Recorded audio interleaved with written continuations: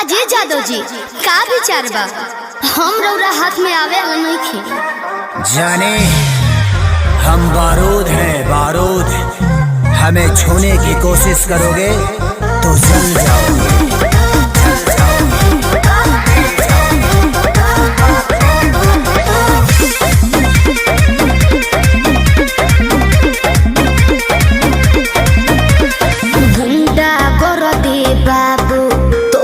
चले नहीं अच्छा मिली ना ऊंची झवा जौन तोहरा चाहे लेवे के पड़ी। अरे सीधे सीधे मनबू की सीधे सीधे मनबू की गोली चलवैबू हो नाच के मलकीनी जी कहाँ नाच के जइबू हो कहियो ना कहियो जा